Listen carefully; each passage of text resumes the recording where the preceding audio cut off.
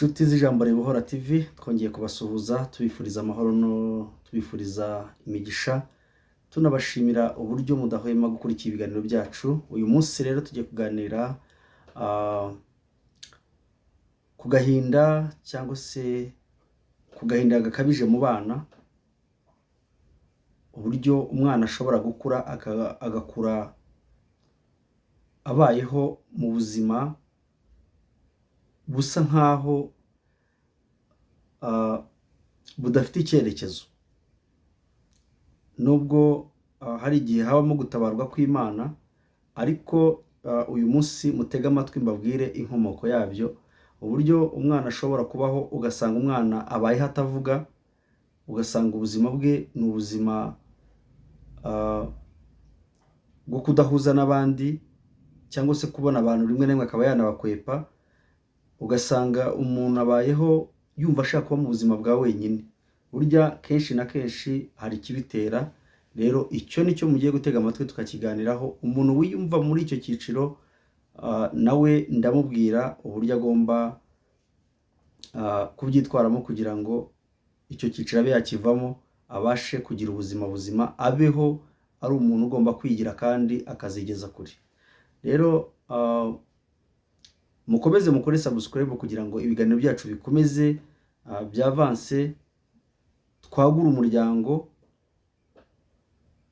kandi tubibashe no kujya tubasha gukora ibiganiro byinshi. Nicyo kintu kiba kidufasha iyo mukoze subscribe, tuba tubungutse nk'abanyamuryango, tuba tubungutse nk'abanyamuryango. So rero kenshi na kenshi mujya mwumva abo bana rimwe na rimwe ugasanga n'abana bo mu muhanda cyangwa se babayeho mu muhanda, ariko ikintu cya mbere kibitera bituruka mu mivukire ya wa mwana.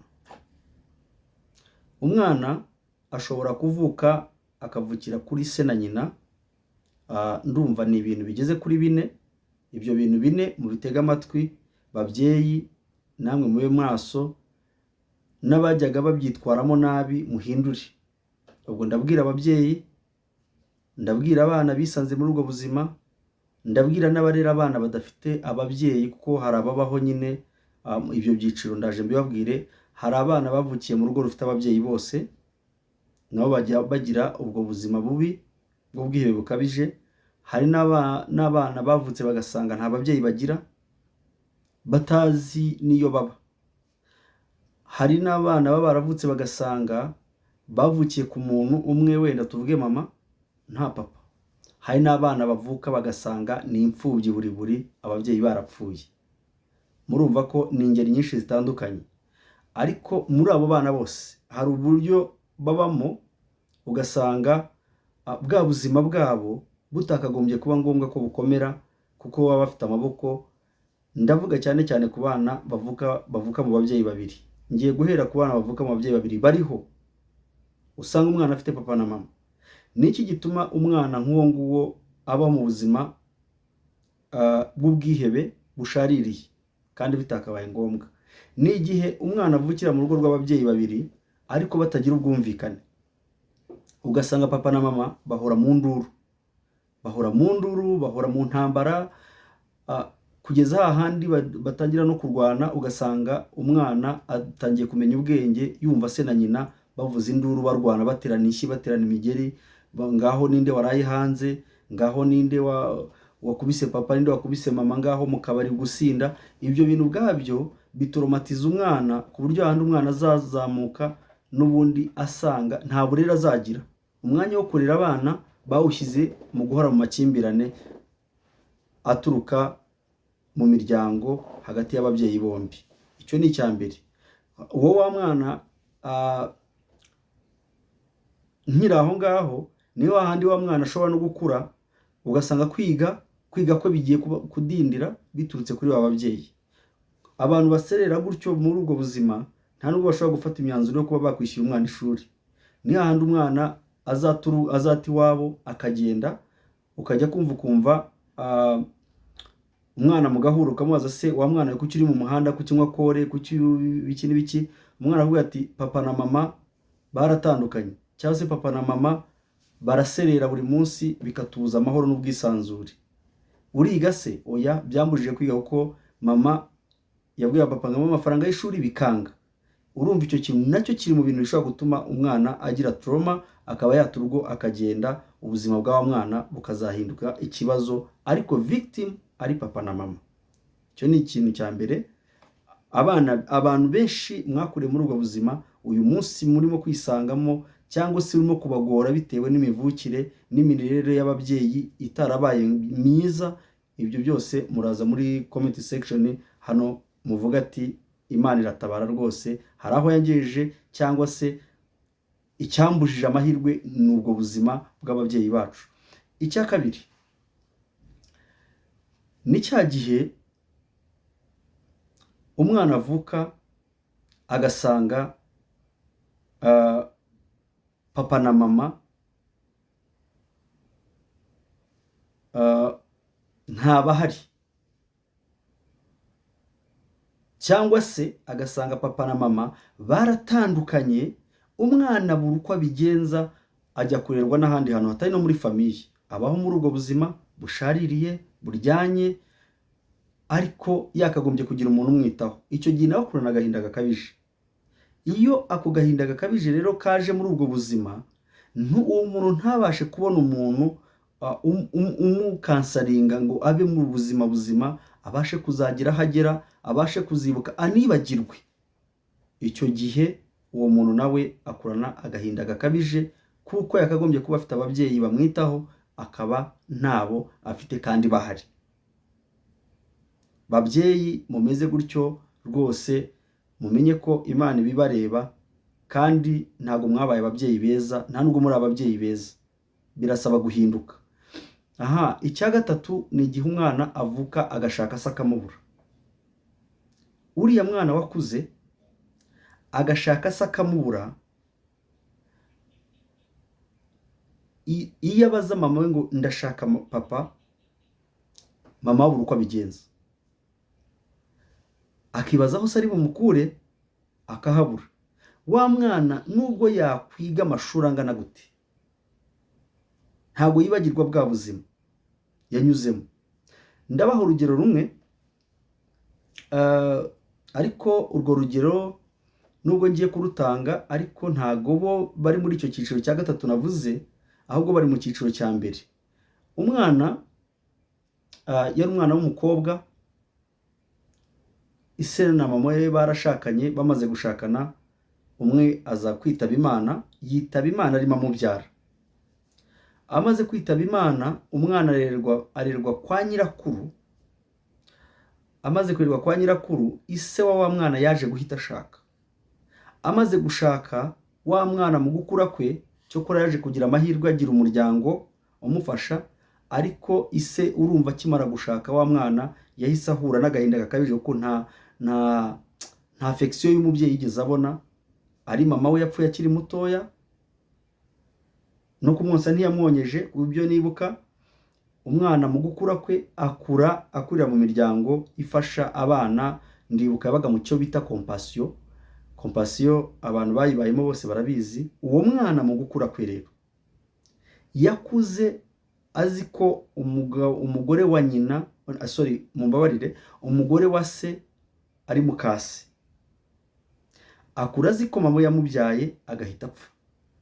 Wa mwana yakuranye cya kintu mu mutwe, aza kubona undi muryango. Ndibuka murabizi ibintu bya compassion, abana bagiraga bishingizi, ugasanga afite nk'umwishingizi w'umuzungu. We yaje kugira umwishingizi w'umuzungu, aza no kujyayo. Urumva we nubwo yagize uburyo bwiza, Imana ikagenda imusapotinga, ariko uwo mwana igikomere still yagendanaga nacyo, n'ubu aracyagifite. Ashobora no kuzumva kino kiganiro. Noneho nyuma yaho aza kubona uwo muryango wakomeje kumushakira amashuri, ariga, abona ama scholarship hanze, umwana ariga, arakomeza ariga. So nyuma rero papa we nawe aza kwitaba Imana. Imana imuruko ridashira. Papa amaze kwitaba Imana, wa mwana still cya gikomere noneho cyahise gikomera, yari afite icya mbere, noneho n'ikindi kirongera kiraza. Areba ko mama we yapfuye amubyara. Ise hadaciyeho kabiri ahita ashaka undi mugore, wa mugore ashatse aba mukase wa mwana. Murumva ibikomere abana nk'abo ngabo bahura nabyo. Njyewe rimwe nigeze kumuhamagara, musuhuza, amakuru ni meza. Akimara kumva ko njye umuvugishije ndu iwabo ahaturuka, yambwiye amagambo numva ko afite igikomere gikomeye cyane kandi ashobora no kutazakira. Uwo mwana rero, abo bana navuze muri ibyo byiciro, iyo bakuze gutyo bagakura muri ako gahinda, bagakura muri izo ntambara zo kutabona uburere, zo kutabona ababyeyi, uwo mwana akura ameze nk'ikihebe. Agakura abona nta buzima, nubwo yabona imiryango imufasha, nubwo yaba umunyamafaranga, uriya muntu kugira ngo uzamuhindure biragora, keretse Imana yonyine. Umwana wa kane rero, ubwo navugaga wenda agarutseho inyuma gato kuri wa mwana uvuka agasanga ntase, agasanga hari mama we wenyine. Uriya mwana akurana igikomere cyo kwanga nyina. Burya yanga nyina ku rwego rwo hejuru cyane, kuko iyo abona nyina wenyine, uko agenda akura, agenda abona uko isi igenda ihindagurika, ahura n'ababana nanone bagiye bavuka muri ubwo buryo. Rimwe na rimwe agahura n'abana bafite ingeso zitari nziza, noneho zigahura n'iza wa wundi. Umuntu umwe yigeze kunganiriza ambwira umwana wavutse avuka kuri nyina ariko adafite se.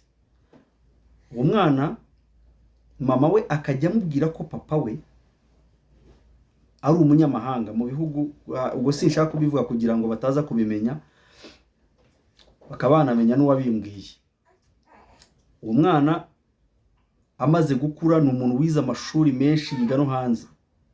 Aza kubaza mama we, aramubaza ati, mama, dore ndakuze ngiye gushaka, wamfashije ukambwira byibura nubwo data yaba atariho, ukanyereka umuryango wa papa. Birashoboka ko papa uwo mwana yahemukiye mama we, arangije ijambo yamubwiye ngo guhera none aha ngaha ntuzongere kumbaza so. Uwo mubyeyi namwe mwumve yahuye n'imbogamizi zo kubyara. Ashobora kuba yarabyaye akabyara bitunguranye, ko akunda abantu bahurira muri ambiance, ibyo byose birashoboka, ariko umwana ntabwo yaba victime. Nyamara buriya uramwicaza umwana yamaze gukura, ukamubwira, mwana wanjye, kera papa twahuriye aha ngaha. Ushobora no kuvuga ko mwari muri ku ishuri, byose birashoboka.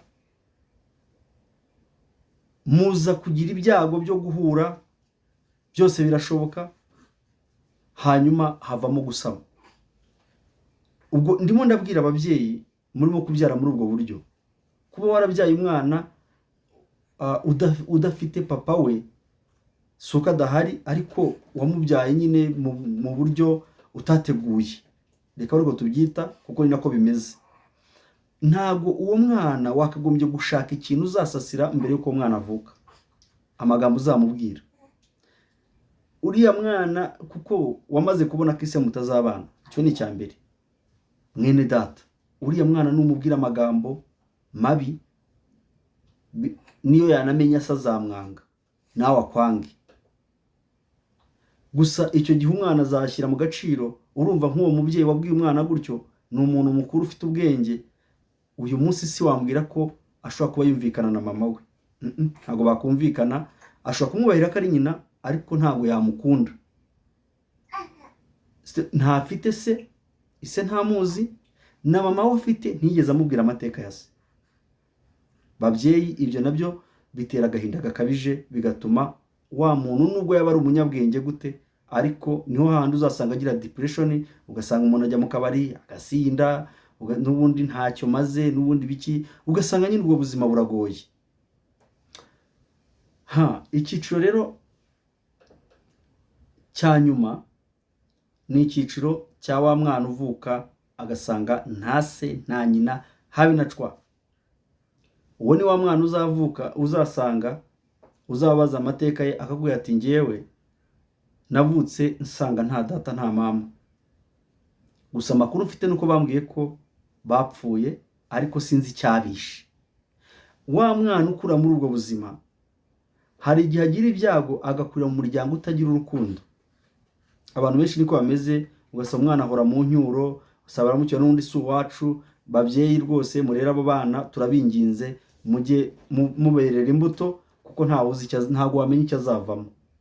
Mujye muberera imbuto, muberera imbuto nziza z'ababyeyi za kibyeyi, kuko iyo bimeze gutyo uwo mwana akurana kwigira, agakurana imbaraga zo kubaho, ariko ugasanga nta rukundo rw'abantu agira. Kandi burya watakaje urukundo rw'abantu byose burya n'ibyo washaka byose ubushakira ubusa. Yego biragutunga, ariko n'ubundi still n'ababana bawe n'ubundi bakura bari muri wa mujyo wavukiyemo. Rero babyeyi, shuti, bavandimwe, mwumve iki kiganiro. Nagira ngo mbasabe abari muri ubwo buzima, cyangwa se abafite abana barera, cyangwa se ababaye muri ubwo buzima, birashoboka ko wabubayemo ukaza kugeza igihe Imana ikakugirira neza, abana bawe rwose uzabaho uburere bwiza. Namwe kandi abari muri ubwo buzima, abana bo mu muhanda, ndabihanganishije, kuko hari abana bajya mu muhanda atari uko badafite ababyeyi, baba bafite rwose pe, ariko ugasanga gushyamirana kwabo bituma ba bana batabasha kugira uburere buzima. Kandi mwibuke neza ko umunyarwanda yaciye umugani ngo uburere buruta ubuvuke. Umwana uvutse neza, imikurire ye akura nta kwiheba agira. Ni wa mwana ubaho akabaho ari umwana uteteshwa, akiga neza, agakura neza, akazagira ubuzima buzima. Niyo mpamvu rero umunyarwanda yongeye guca umugani ngo igiti kigororwa kikiri gito.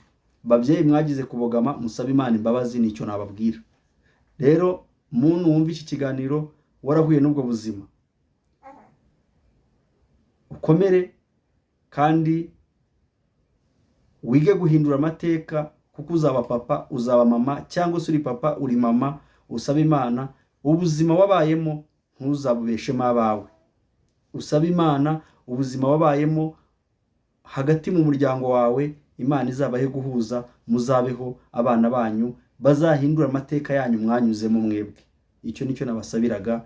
Imana ibane namwe, mukomeze mukore subscribe, mukomeze musharinga ibiganiro byacu, kandi karibu ku bantu bafite ubuhamya, muze mutange ubuhamya, kuko ubuhamya bukiza abantu, ubuhamya busubiza abantu ibyiringiro byo kubaho. Ushobora gutanga ubuhamya wowe uyu munsi, njyewe ubwumvishe nkumva ndahindutse muri njyewe, kuko ubuhamya bukiza abandi nubwo uba warabukomerekeyemo. Ciao ciao, murakoze cyane.